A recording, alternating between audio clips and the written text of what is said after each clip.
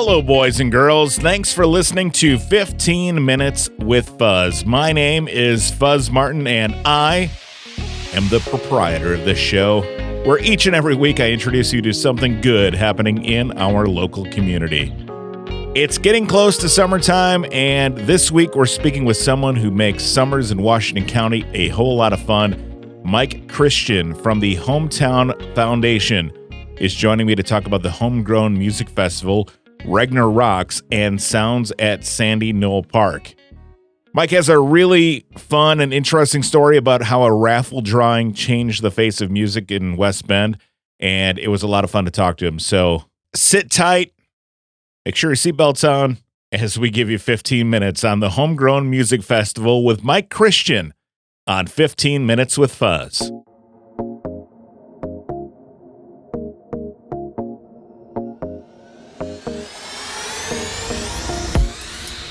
Mike, thanks for joining me. It's finally feeling like festival weather outside. It wasn't for so long.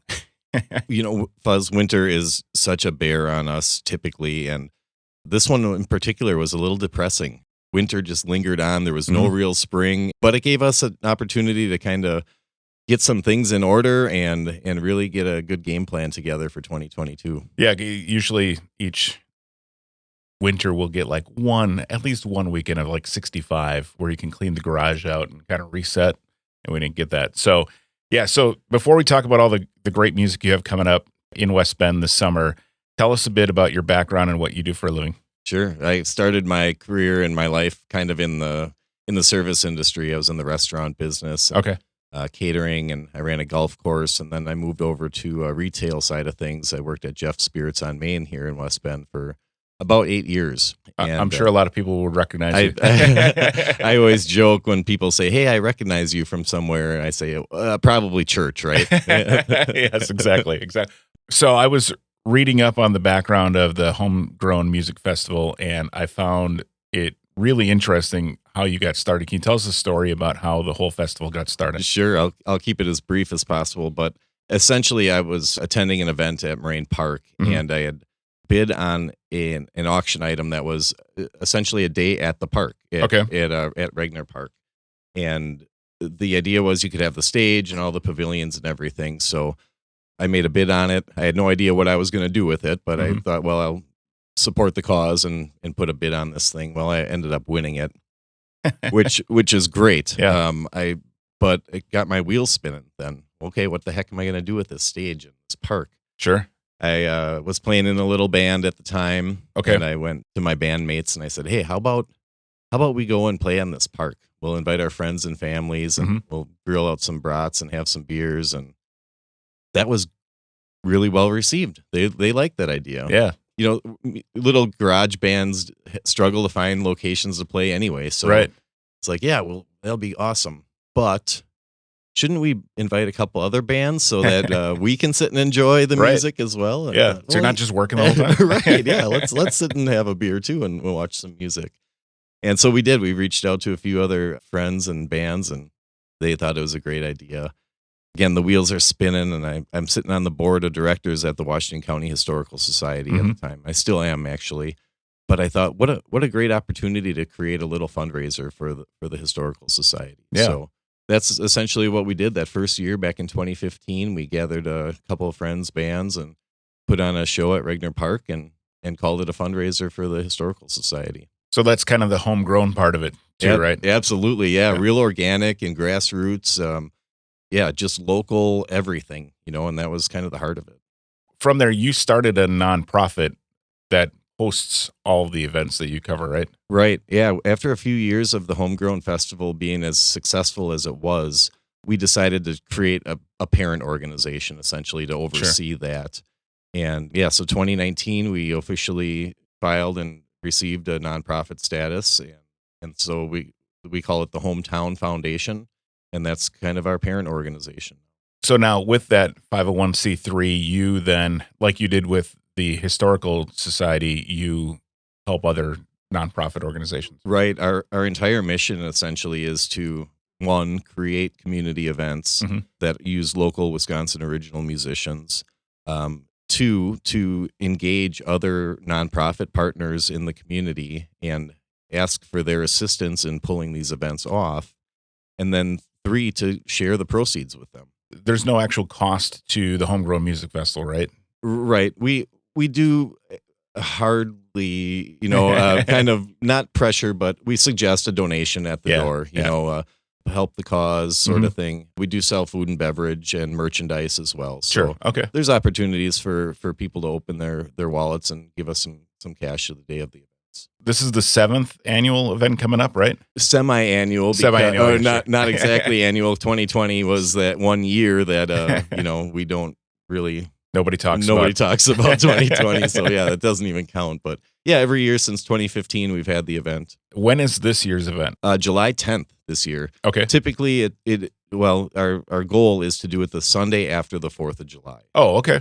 And that's kind of our standard operating procedure that keeps it easy for us and the community. Everybody knows that the following Sunday is always the homegrown event. Now, what do you feel makes the Homegrown Festival special? It's unique in the way that we focus strictly on Wisconsin-based original musicians. So no cover bands.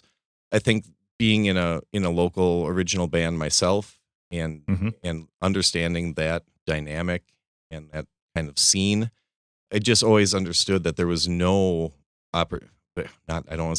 very little opportunity for those sort of musicians to get out and do their thing. Bars don't like to hire bands like that. They want cover bands. You go to a church picnic over the summer or a fireman's picnic, it's all the big name cover bands. And this really fills a niche in our mind that is really welcoming. What is your favorite part of the Homegrown Festival? There's a lot of really awesome things that happen. Mostly I think it's the gratification of getting the people from the community that come up to me and say, thank you for doing this. It's something that they are appreciative of. And they're happy that someone's doing it. And we're making good use of that park at Regner Park and the other parks that we work in. Additionally, it's just really great to hear the bands as well. At the end of their set, it's always smiles and thank yous and, this is so wonderful. And, so it's just the gratification of the entire thing that encompasses is really the best part of it. Real feel-good event and completes kind of that love of music that you have, right? Totally. Yeah, there's really not one single thing that I could point to that's really the best. Just in general, it all comes together in a perfect world. Did you ever picture yourself being essentially a music promoter? And is that ever something you wanted to be? That's really hard to say. Growing up, I thought, maybe I would do something with music. I didn't know if it would be from my background being an events coordinator.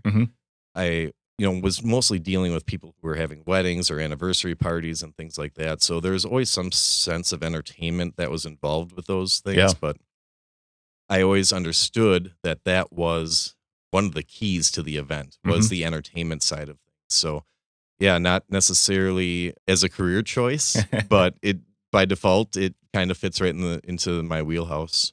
Yeah, that's great. So you recently announced all the acts that are coming to HomeGrown Music Festival in 2022. Can you tell us a bit about them? The thing that I always say about the musicians is nobody's ever heard of them. Okay. Typically that's the crux of it is, they're not national touring band or anything like that.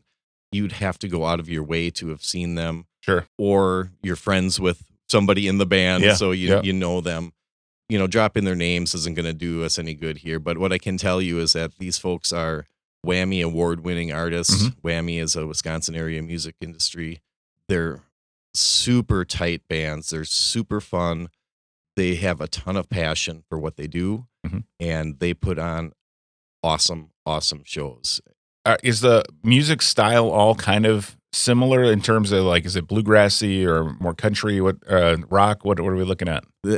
And that was another interesting dynamic that we encountered as we're trying to put these things together. And what we decided was if we're going to have a bluegrass festival, we'll do something different than Homegrown. But Homegrown itself is all encompassing. So we do steer clear of the extremes on either side. So you're not going to get elevator music and you're not going to get heavy metal. Sure. But I think our determining factor is what would be pleasant listening to in a park on a Sunday afternoon. Yeah. Yeah. You with know, a cup of beer and a brat. Yeah. Yep. And with the family there, Yeah, kid yes. friendly. Yep. All of our events are kid friendly, so nothing offensive or aggressive. It's just really well done music, and again, passion from the artists really shows through. Do the artists come from all over the state, or are they mostly around this region? We take that into consideration. Mhm. We do like to focus a little bit more regionally, but there is a huge music scene in Appleton, Okay. out west in La Crosse area, Mhm. and Milwaukee obviously is a hotbed. Madison. So those are the 4 regions outside of Washington County that we kind of poke at. And again, it costs nothing to attend the festival. What were the dates again on that? July 10th is the HomeGrown Music Festival. All right, very good. And then this year, as the Hometown Foundation, as the nonprofit, you guys are supporting 2 local organizations, right? Yeah, we last year the Moose Lodge was one of our organizations that locked in every week to help us out on the Okay. food side of things. So Mhm. they ran the food stand.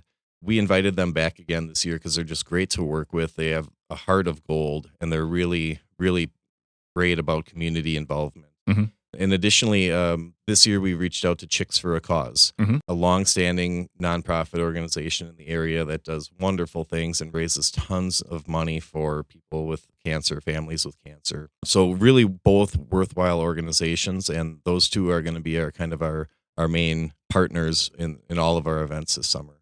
You mentioned families before, so you don't have to be 21 to be there, or is there a Nope, 21 to purchase alcohol is Okay. pretty standard at events, but we love the idea of family friendly Mhm. and using the parks in that fashion, getting the community together in that setting. It's not a beer chugging sort of, Right. hoot and hollering sort of thing. It's again sitting at the picnic table or getting up and doing a little dancing and having a good time, but Yeah. totally kids, bring the kids. Sure. What time of the day does it start? Homegrown kicks off at about noon. Okay. First band strikes their chord at noon. Okay. We'll open the park at 11. And Great. typically we're done by 8:30, 9 o'clock. You've expanded beyond just doing the one festival. Now you have a couple other concert series going on. Tell us about those.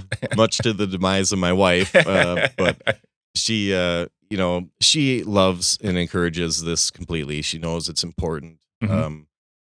This all kind of stemmed from Homegrown, though. Our fans would say, really, you're only going to give us one day a year. And, I take that to the drawing board and I say, well, I can do more. And there's plenty of bands, that's the other surprising thing that every year we get hundreds of submissions from bands who want to play at events. So we've got plenty of bands to work with, plenty of dates on the calendar. And yeah, so we started last year in 2021 a series on Thursday nights called Regner Rocks. Mhm. And then we did a few offshoot things on Friday nights at Sandy Knoll Park and called that Sounds at Sandy Knoll. Okay, and then you've got so both of those are going on again this year, right? We're gonna limit it just to Thursday nights this year, though. So Okay. we'll alternate locations. Gotcha. Regner one week, Sandy Knoll the next week, and kind of work that back and forth all through the summer. I did see that on Thursday, June 30th at Sandy Knoll, you have the Happy Schnapps combo, which everybody loves. Who doesn't love the Happy Schnapps combo? They're so fun. They fit our criteria of being a Wisconsin original band. So how long have they been around? They've been around since like when I was a child. Well, we were both same age, so we were both like 9 or 10, right? When the I would Bears say still suck. Easily, I think, right? easily 30 years. Yeah, Yeah. I think that was the first song I ever heard from the Happy Schnapps combo. Yes. In case you don't know, listening, the Bears still suck is the Happy Schnapps combo. So that wasn't just commentary from you. That was no, an actual yes, song title. yes. My wife is from Chicagoland, so I have to be careful. Shanna, that was just the title of a song, not me saying what I normally say when they're playing. Regner Rocks there's 2 Thursdays in June this year, and then Sandy Knoll, the Sounds at Sandy Knoll, right? Yeah, our first open date at Sandy Knoll was June 30th this year, so we Okay. couldn't start that series as early as the Regner series. So, yep, we'll run a couple of Thursdays in West Bend here at Regner Park, Mhm. and then start the alternating weeks at Sandy Knoll. And then at Sandy Knoll, will they have a beer truck or something there too? Yep, we have a little concession area. Again, Okay. Chicks for a Cause and the West Bend Moose Lodge will be there supporting us with both food and beverage sales. So excellent. Well, it's looking forward to a great summer of music here in West Bend, again with Regner Rocks and Sounds at Sandy Knoll, and of course the HomeGrown Music Festival. If people want to learn more information, first of all, do you need any help right now? I know you've got the organizations helping out in the booth, but do you need any volunteers or anything like that? our foundation board of directors is really impactful in some of these events as well. So we also form little committees with volunteers. It doesn't hurt to reach out. And if you're interested in helping out, we'll certainly find an opportunity for you. But we do like to have our bases covered so that we're not piecemealing it week to week. So, but there's always opportunities, just even if it's to go backstage and fill coolers for bands, or make sure they got enough snacks and pick up some garbage around the grounds, make sure kids are behaving and whatever. Just kind of in general, grounds work, putting out signs, things like that. Yeah, we can always use a hand. Great. And then also, I know you have sponsors that help to support the show as well, right? Yeah, absolutely. West Bend Mutual is a huge community partner in general, and they step up really in a big way for us. The Standards Delta Defense, and then there's some foundations, the West Bend Community Foundation, the Nast Family Foundation, and then just some smaller, small businesses in the area that always want to contribute and make sure that we're doing good stuff. You're available at hometown.foundation is the website, right? Yep. I always like to say www.hometown.foundation because it is a little confusing. There's no .com at the end, right? So it's just the .foundation. Yep. So www.hometown.foundation. Also, you can find them on Instagram, both for the Hometown Foundation and for HomeGrown Music WI, and then also Facebook, right? Absolutely. That's our bread and butter, kind of the Facebook crowd. We don't. I think we have a Twitter handle, but we don't do a lot with that. Sure. Really, Facebook is the spot to find most of our information. Great, Mike. Best of luck to you here in 2022. I hope that you have a great concert. All three of the different concert series that you have going on are great. And thanks for putting this in our community. Absolutely, and thanks for having me today, Fuzz. Absolutely. Thanks again to Mike Christian of the Hometown Foundation and the HomeGrown Music Festival for joining me this week. I hope you enjoyed the episode, but more importantly, I hope you're able to get out and enjoy some great music happening here in Washington County this summer. If you ever want to hear something on the show, I do take requests. I'm like a good wedding DJ, but with interviews. You can email me 15withfuzz@gmail.com or go to fuzz.cc/guest. That is fuzz.cc/guest. New episodes drop every Monday. You can find them on Spotify, Apple Podcasts, Google Podcasts, or wherever you like to listen to shows, namely podcasts. Thanks again for listening, and we'll talk to you again next week right here on 15 Minutes with Fuzz.